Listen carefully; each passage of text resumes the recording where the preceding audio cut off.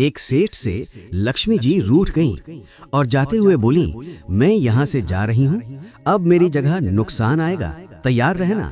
और अगर तुम मुझसे जाते जाते कुछ मांगना चाहते हो तो बोलो।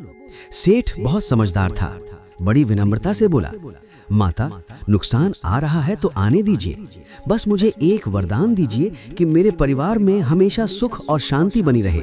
लक्ष्मी जी मुस्कुराईं, तथास्तु कहा और वहां से चली गई। अब उस सेठ की 4 बहुएं थीं। कुछ दिनों बाद सबसे छोटी बहू खिचड़ी बना रही थी। उसने खिचड़ी में नमक डाला और अपने काम में व्यस्त हो गई।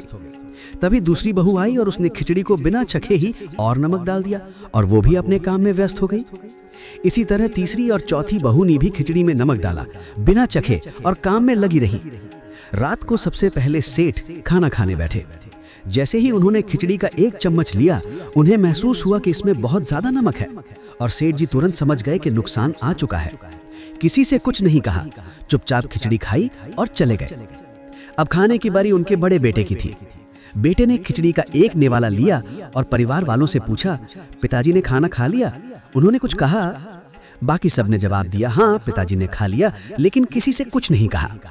बड़े बेटे ने भी चुपचाप खिचड़ी खाई और चले गए। इसी तरह परिवार के सभी सदस्य एक एक करके आए, अपने से पहले वालों के बारे में पूछे, कुछ नहीं कहा, चुपचाप खिचड़ी खाई और चले गए। रात को सेठ जी सो रहे थे कि सपने में नुकसान आया और हाथ जोड़कर बोला, भाई, मैं यहाँ से जा रहा हूँ, मैं यहाँ नहीं रह सकता। सेठ जी ने पूछा, क्यों, क्या हो गया? नुकसान बोला, तुम सबने मिलकर 1 किलो नमक खा लिया, पर मजाल है कोई किसी पर नहीं चिल्लाया, कोई गुस्सा नहीं हुआ, सब शांत रहे।